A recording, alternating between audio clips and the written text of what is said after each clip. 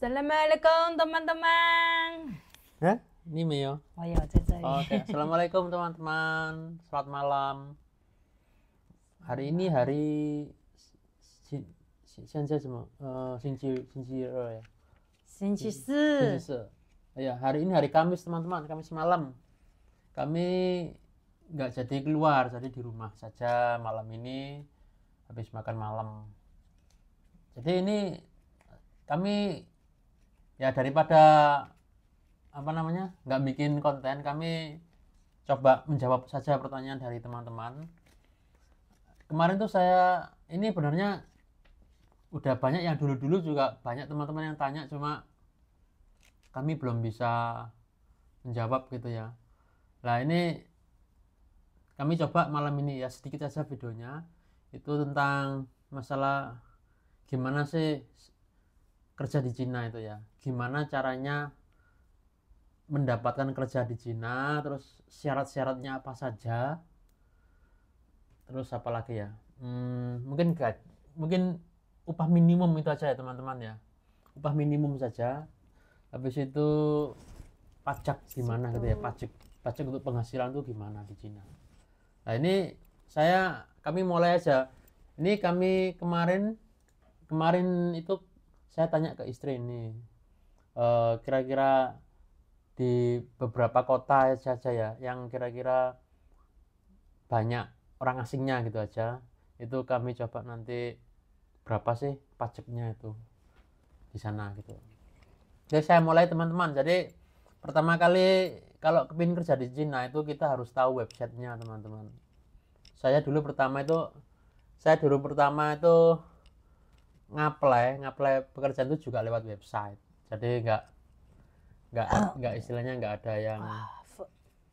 ada yang bawa gitu ya. Jadi ya langsung lewat website saja. Tapi sekarang saya nggak tahu apa bisa dibuka dari Indonesia apa enggak.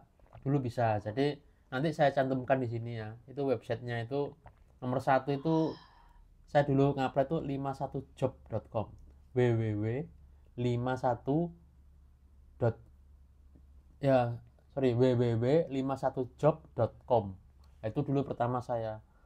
Tapi kemarin waktu saya pulang ke Indonesia itu ya kayaknya sudah sulit dibuka teman-teman. Mungkin persyaratannya sudah ganti. Dulu itu pakai paspor itu bisa untuk ID-nya. Mungkin sekarang itu harus pakai KTP Cina, Sanfenceng gitu ya. Mungkin ya. Tapi bisa dicoba nanti. Habis itu ada lagi itu ecinacity.com. Dulu saya pernah juga coba ngelamar, tapi waktu itu ya nggak keterima sih, melalui website ecinacities.com. Nah itu ada, itu website yang dikhususkan untuk orang asing, biasanya guru bahasa gitu. Itu biasanya di situ banyak, atau translator itu banyak lowongan di sana. Habis itu ada lagi itu 58.com, dg.58.com. itu ada lagi tempat mencari pekerjaan di sana. Itu ada teman-teman. Dan teman-teman harus membedakan ya Hong Kong sama mainland. Kalau di itu website itu semua itu tidak mengcover Hong Kong teman-teman. Kalau pekerja kalau di Hong Kong harus pakai situs. Sementara ini meskipun Hong Kong sudah bergabung dengan Cina, tapi untuk lowongan pekerjaan cari di situs lain teman-teman. Jadi nggak di situs-situs tadi ya, di mainland. Ada lagi misalnya Liepin Cipin itu ada lagi juga. Benernya banyak di sini itu situs-situs seperti itu. Ya tergantung kita nanti mau ngapply kemana. Itu ya. Itu saja websitenya teman-teman. Terus habis itu persyaratan kerja di Cina. Nomor 1 itu kalau kita waktu saya dulu pertama kali ke Cina itu setelah saya ngapply dan ada interview. Nah, interview kebetulan waktu itu saya udah lolos gitu ya interview. Itu kita dapat namanya offer letter, surat tawaran kerja. Itu harus ada, dikirim ke negara kita. Misal saya di Indonesia, waktu itu saya di Malang, dikirim ke negara kita. Nah itu lewat pos dulu, saya 2 minggu datang. Nah itu di situ ada perusahaan di Cina gitu ya, itu memberi tawaran bahwa saya udah keterima kerja di sana. Nah, surat itu tadi, offer letter itu tadi, itu yang nantinya bisa dioper menjadi visa kerja, teman-teman. Surat offer letter nomor 1 ya. Nah, habis itu nggak, di Indonesia tidak perlu tes kesehatan dulu. Cuma offer letter itu, habis itu kita persiapkan paspor baru. Nah, habis itu ijazah. Ini kita berbicara masalah kerja profesional, teman-teman, bukan apa namanya yang memerlukan ijazah gitu ya. Nah, itu minimal diploma atau itu ya apa namanya, sertifikat keahlian, sertifikasi keahlian atau S1, S2, S3. Nah, itu yang kita bicarakan di situ. Jadi nomor 1 itu offer letter. Habis itu kita siapkan ijazah. Nah, habis itu kita bikin paspor. Ketiga itu paspor. Habis itu kita siapkan SKCK. SKCK harus siap, surat bebas kriminal itu ya, teman-teman. Habis itu itu semua ya, itu kita bawa ke kedutaan Cina di Indonesia yang terdekat. Waktu itu dulu itu saya di Surabaya. Waktu itu saya ke Surabaya. Nanti offer letter itu bisa dioper ke visa kerja. Nanti itu bisa dioper ke visa kerja nantinya, teman-teman. Lah apa ya? Saya lupa di sana apa di Cina atau di sini ya. Kalau nggak salah itu temporari dulu, kita dapat surat temporari dulu dari kedutaan, kalau nggak salah gitu, teman-teman. Habis itu kita berangkat, kita siapkan pesawat ya. Habis itu kita oke, semua itu jadi 5 tadi udah ya, visa, paspor, offer letter, ada surat pengantar gitu ya dari kedutaan Cina di Indonesia, ada paspor, ada ijazah, ada SKCK. Habis itu kita tiket ke Cina, itu kita berangkat ke Cina. Habis itu di sana kalau ke Cina itu paling murah itu kalau di selatan tuh lewat Hong Kong, teman-teman. Itu pesawatnya lebih murah. Langsung habis itu nyebrang ke mainland. Cuma waktunya lebih lama. Kalau teman-teman mau shortcut aja langsung itu ya banyak. Misalnya Garuda Indonesia itu ada yang langsung ke Cina. Itu, teman-teman. Tapi kalau lewat transit ya Air Asia, Scoop itu transit pesawat itu. Habis itu di sana itu biasanya dijemput, teman-teman, dijemput sama ya perusahaannya tadi itu ya, dijemput sama perusahaan tadi, ngurus bersama ke kalau salah 7 hari setelah datang itu 7 hari, kalau nggak salah 7 hari itu kita apa namanya sewa apartemen. Itu aturannya 7 hari, teman-teman. Jadi dalam 7 hari itu kita harus menyelesaikan surat-suratnya ya. Nah, itu kita langsung ke apa namanya exit entry, imigrasi. Nah, imigrasinya itu nanti teman-teman juga bersama dengan misalnya HR-nya itu ya. Nah, itu bersama-sama ke exit entry-nya sana ngurus visa tadi. Nah, gitu, teman-teman. Sudah ya. Habis itu dapat visa kerja. Di sini visa kerja itu banyak tipenya, teman-teman. Misalnya untuk yang talent itu ya, misalnya pemain sepak bola atau pebasket yang apa namanya pemilik perusahaan apa gitu ya, itu biasanya visa A. Kalau pekerja ahli itu bisa visa B. Terus habis itu ada visa C. Itu, teman-teman, itu yang saya ketahui untuk tipe-tipe visa yang memang untuk bekerja profesional itu, teman-teman. Visa D saya kurang tahu, apa student mungkin saya kurang tahu, atau visa Z atau apa ya, saya kurang tahu. Yang pokoknya yang visa kerja itu ABC ini, teman-teman. Itu umumnya visa kerja ini tipe visa. Kalau saya tipe B. Kalau visa saya tipe B. Jadi mulai pertama kerja sampai sekarang tipe B kalau saya, kategori B. Lah B itu juga banyak macam-macam. Ada B1, ada B yang atas, B1, B2, itu macam-macam. Oke, habis itu saya ini kemarin saya tanya ke istri, itu kira-kira upah minimum di Cina itu berapa? Lah di sini itu saya sebenarnya banyak ya kota-kota ya, cuma saya tampilkan aja yang list yang banyak orang asingnya dan kemudahan kita, misalnya dekat dengan konsulat kita gitu ya. Itu di sini Beijing ya. Di Beijing itu 2.420 renminbi. Kalau dirupiahkan berapa ya? Bentar teman-teman. Sialah. 2420 kali. Nah ini, jadi minimum upah di Beijing itu 5.200.000 minimum kalau dirupiahkan. Tapi kalau di yuan kan itu 2.420 itu minimum upah di kota Beijing. Habis itu di Shanghai. Nah, di Shanghai itu 2.690 yuan. Nah, itu kira-kira saya kalikan aja teman-teman ya. Nah, ini kalau di Shanghai upah minimum 5.700.000 sekitar itu. Habis itu di Guangdong itu provinsi ya. Nah, di Guangdong itu ada kota misalnya kota tier 1 yaitu Shenzhen. Nah, tempat saya kerja itu teman-teman. Jadi di Cina itu 3 kota yang itu levelnya atas itu ada Beijing, Shanghai sama Shenzhen. Nah, kalau di Shenzhen itu 2.360 renminbi yuan ya. Kalau dirupiahkan itu 2150. Nah, kalau dirupiahkan 5 juta. Kira-kira 5 juta itu upah minimum di kota Shenzhen. Itu teman-teman. Habis itu di Guangdong. Lah, Guangdong itu provinsinya. Kalau Shenzhen itu salah satu kota yang tier 1 tapi di dalam provinsi Guangdong. Lah, di Guangdong sendiri itu ada Guangzhou, Tongguan tempat saya rumah ini, Maoming ini tempatnya istri itu. Maoming lao de. Maoming lebih kecil, tapi kita 1,800. Di Tianpan kalau di Maoming itu cuma 1.500 yuan. Jadi kecil teman-teman. Kira-kira 3 juta kalau di Maoming tempatnya. Soalnya kota kecil. Tapi kita berbicara secara keseluruhan provinsi gitu ya. Kalau di Guangdong provinsi itu 2.300 yuan.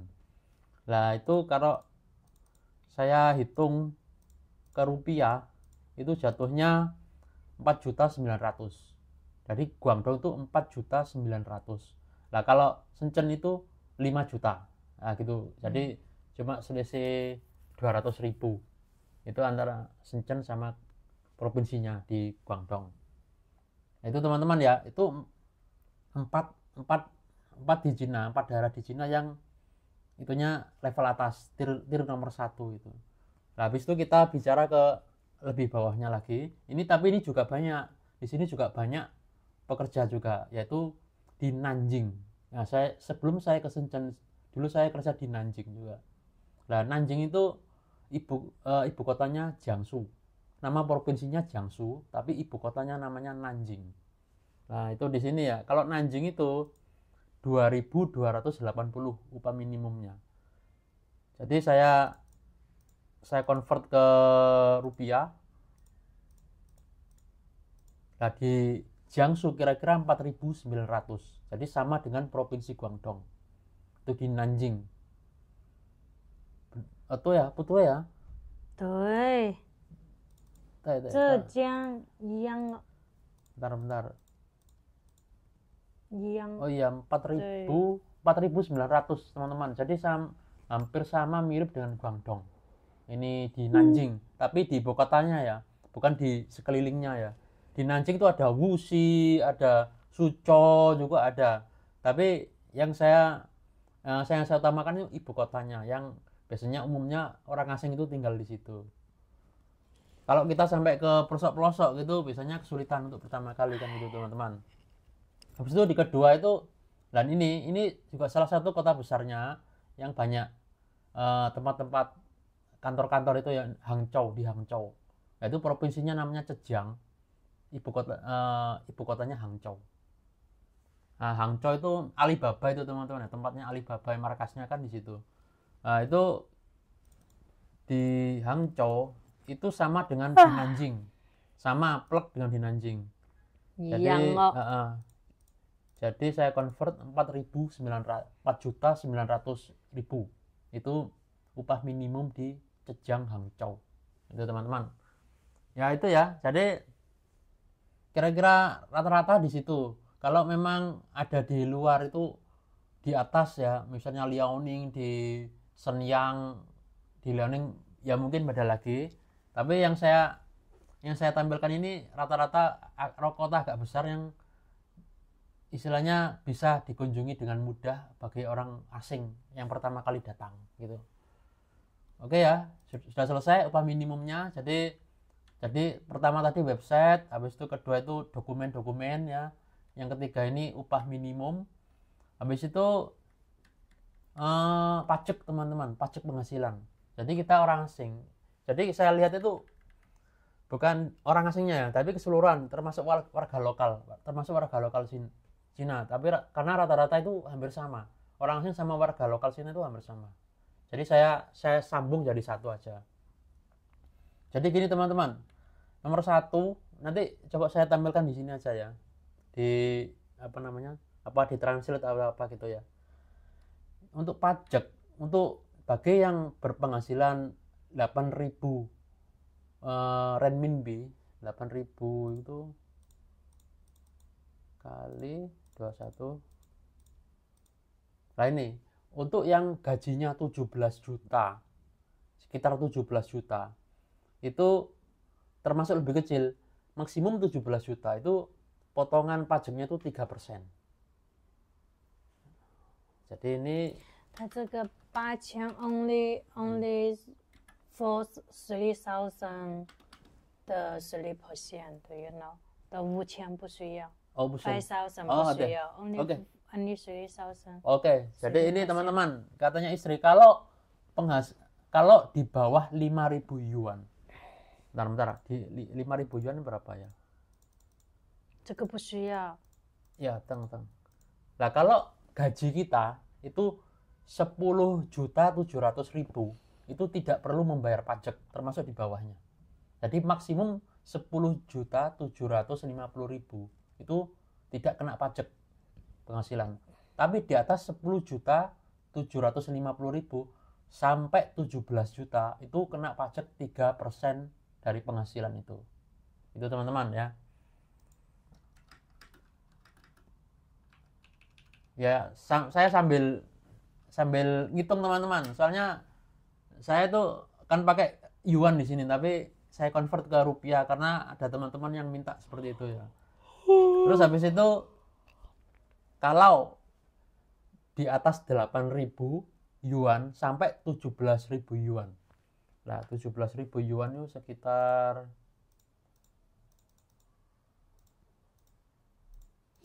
entah. ya ini 36.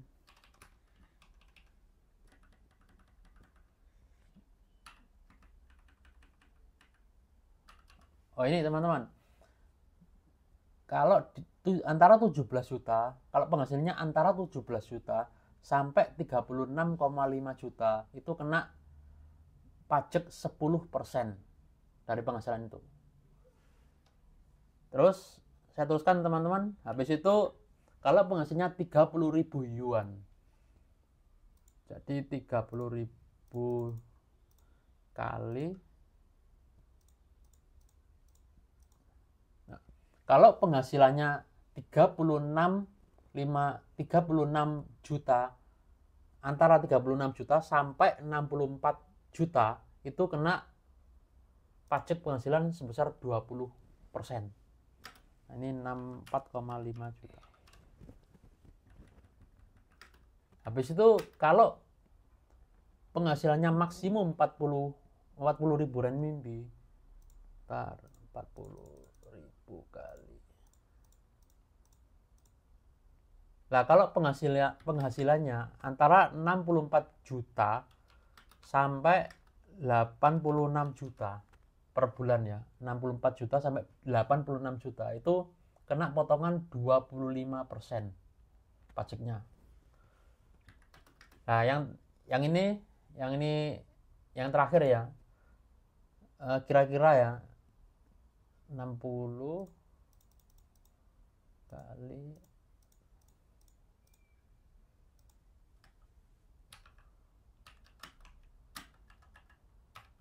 Nah, kalau penghasilnya 86 juta sampai 130 juta, itu kena potongan 30% penghasilannya. Kalau di atas itu saya kurang tahu ya. Ini kemarin saya cari-cari sama istri, oh ya coba sih, ini soalnya ada teman-teman yang tanya gitu ya. Di sini gimana? Jadi taksnya itu tadi teman-teman. Sudah ya, jadi saya ulangi lagi ya. Kayaknya nggak perlu ya. Nanti bisa di replay aja sama teman-teman. Jadi tax sudah, jadi website sudah, dokumen sudah, habis itu minimum upah sudah, pajak sudah. Habis itu kerja. Kalau kerja di sini tuh 9 jam teman-teman. Kerja profesional di sini tuh rata-rata 9 jam. Kalau tapi ya bisa lebih kurang, bisa lebih apa gitu ya. Tergantung kalau kita udah lama kerja di perusahaan tertentu, mungkin kita bisa nego atau gimana. Itu bisa. Seperti saya di Nanjing, saya itu kadang-kadang bisa lebih cepat. Soalnya apa namanya, udah kenal baik dulu itu. Udah kenal baik sama yang punya. Kalau di Shenzhen ini kan saya baru 2 tahun. Baru 2 tahun 2 tahun, berarti 3 tahun berapa? 3 tahun ya. 3 tahunan ya, 3 tahun, 4 tahun di Shenzhen ini teman-teman. Nah itu masih 9 jam gitu. Mungkin bisa kadang-kadang kalau ngomong bisa 8 jam gitu aja. Tapi ya secara umum kita itu 9 jam kalau kerja di Cina. Jam 9 sampai jam 6 gitu ya. Kalau lembur ya tergantung perusahaan. Mau ngasih lembur atau enggak. Kalau saya di Beijing dulu jam 6 lewat saya dapat lembur. Tapi kalau di sini sekarang ini jam 6 lewat ya enggak dapat lembur. Jadi mau enggak selesai ya pulang gitu aja. Terus habis itu gini teman-teman, habis itu kalau teman-teman sudah tadi itu ya sudah dapat kesempatan kerja, itu biasanya dapat kartu kerja teman-teman. Jadi kayak gini, foreigner work permit ya. Nah, ini kartu kerja. Misalnya saya kartu kerjanya ini. Nah itu kemana-mana bawa ini gitu. Jadi ini gantinya ID kita. Jadi kalau kita mungkin jalan-jalan nggak bawa paspor tuh bisa bawa ini. Jadi ini kayak ID gitu aja lah, ID kita gitu ya, masukkan ke dompet gitu ya. Nah kedua itu minimum ya, itu dapat asuransi ya, asuransi. Jadi kalau pensiun, kalau teman-teman lama kayak saya itu, kalau teman-teman cuma kerja 1 tahun 2 tahun biasanya nggak diurus pensiunnya. Tapi kalau saya kan udah lama di sini, jadi ya ngapain nggak diurus gitu ya, jadi ya rugi kan gitu ya. Jadi asuransi ini kayak gini teman-teman, ini kartu asuransi yang kerja. Tapi kalau yang apa namanya, yang visanya visa suami atau visa keluarga saya kurang tahu. Tapi kalau saya kan kerja terus sampai sekarang, mulai pertama datang sampai sekarang kan kerja terus. Jadi kartu asuransinya bentuknya seperti ini. Lah di Beijing, di Shanghai, di Nanjing itu ya modelnya seperti ini, tapi tergantung kotanya, tergantung biasanya pemerintah lokalnya itu teman-teman. Jadi itu teman-teman ya,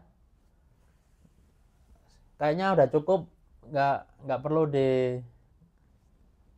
panjang-panjang lagi. Jadi kalau mungkin ada pertanyaan bisa di komentar aja. Soalnya ini ya udah malam juga, jadi kami tutup aja. Oke ya. Ini Yasu Mama. Oke, Yasu. Nah, ini soalnya pertanyaan beneran untuk ke saya, bukan ke istri gitu ya. Soalnya ini sekedar syarat-syarat ke Cina dan gimana kira-kira yang kita harus tahu minimum itu kerja di Cina itu gimana itu. Jadi kita nggak kaget, nggak terkejut gitu ya. Oke, ternyata segini gitu teman-teman. Terus itu aja teman-teman malam ini. Yus, assalamualaikum. Assalamualaikum, bye bye. Oke.